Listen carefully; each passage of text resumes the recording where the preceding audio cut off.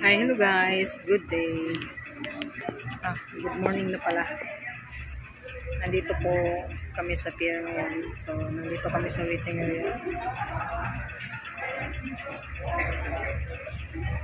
So guys, welcome back to my channel. Pasensya na kayo dahil matagal-tagal po kung hindi nag-upload dahil po sa may naramdaman tayo. So guys, ipapakita ko po sa inyo na hindi kami magkakaupo dahil marami pong nakahiga sa may mga upuan. Kaya nandito lang kami sa gilid. So alas 7 pa ang larga ng barko. Alas 5 siguro o alas 6 kailangan pa akyat na kami sa barko. Kasi alas 7 yung larga.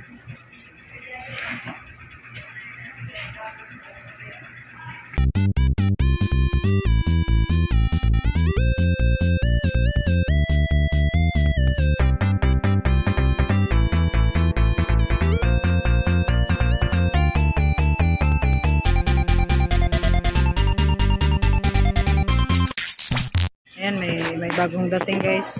Ayan. Yung iba natutulog pa. Ayan, si partner natutulog. Dahil palagi pong puyat yan. Ayan yung bagahe namin.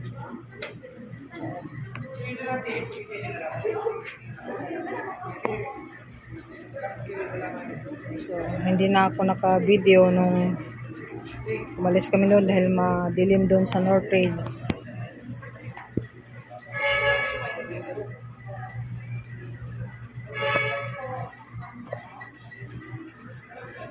So parami na ng parami ang mga tao guys. Mag-alas 2 na po ng madaling araw. So to be continued tayo guys mamayang umaga. Pag galaw na itong mga tao. Kung anong oras kami papasukin sa loob. Hello guys, gising na ang ating prinsesa.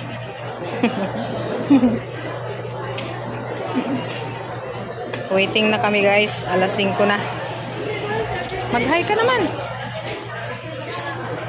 Hi, good morning.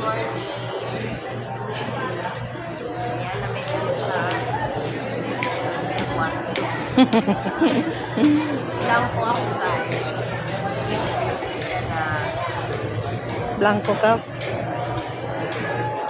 Busy yung kanyang anak. Oh, may emergency sila guys. Malaman nyo na rin mamaya.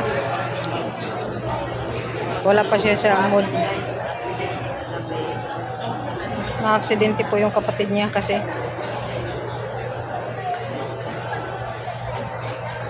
Ayan guys, bagong dating yan. Ayan. Kami naman ang waiting for Butuan.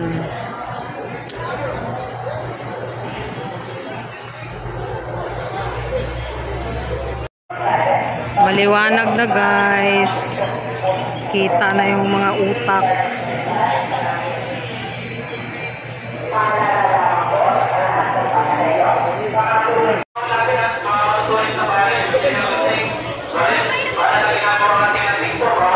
Papasok na po ang Cebu, Tagbilaran at Zamboanga. So susunod na po kami. Zamboanga po. Yun lang po kung pwede pumasok po. Yung may mga terminal po. Maliban doon po, upo muna po tayo yung iba po yung pinabagin po. Yung iba po, ipapalitin nyo yung ticket nyo po doon sa Tugo Office po. Nandiyan ang karton.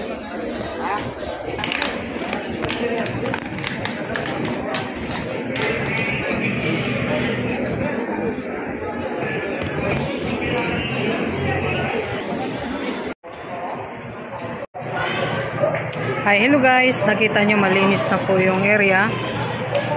Ayan. Halos wala ng tao. Dahil yung iba po ay nakapasok na doon sa loob. Kami nahuli dito dahil pinabago po yung ticket namin. Nandun pa po si partner nandun sa departure area. Dahil binago pa po niya yung ticket. So hintay lang po tayo ng konti guys. Makapasok na rin tayo sa barko. Medyo na-delayed tayo ng konti guys.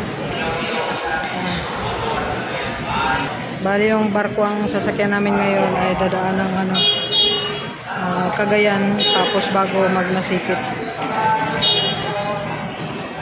Hindi po kami naabisuhan para baguhin yung schedule. So medyo natagalan kami ng konti ngayon. Yan na nga umaasa.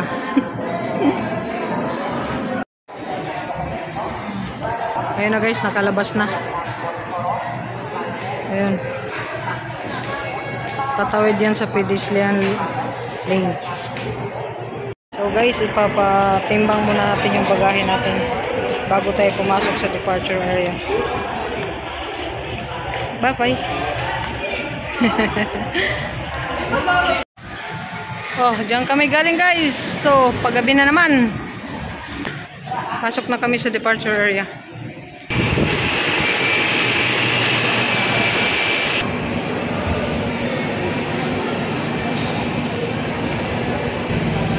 Daming waiting guys. So ito yata yung waiting area.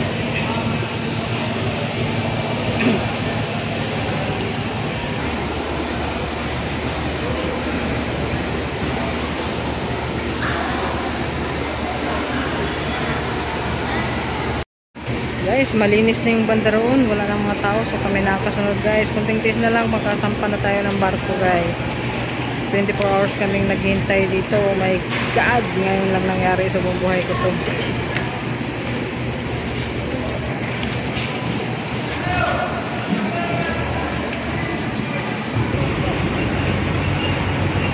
Ayan, sasakay na kami ng bus.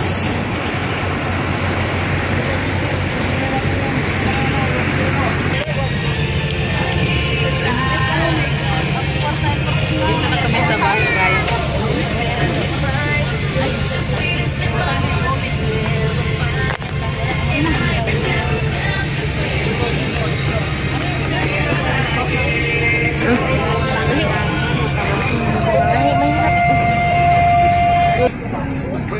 Punong-puno guys.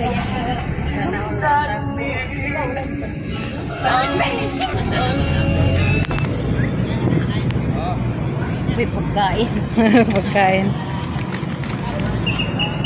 Galing na nga. Noodles yun. Cute. What's your...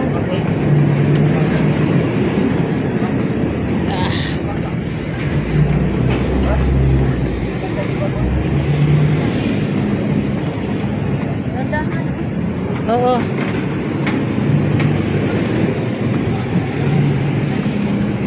Tingnan mo na. Ah.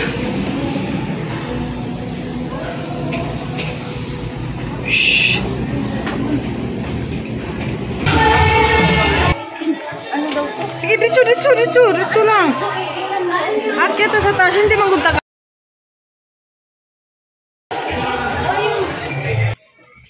So guys, dito po ako. Yan pong higaan ko guys. Paano ko ito tingnan to? Ticket na to. Wow, ganda ng higaan mo ah. 5M daw. Tourist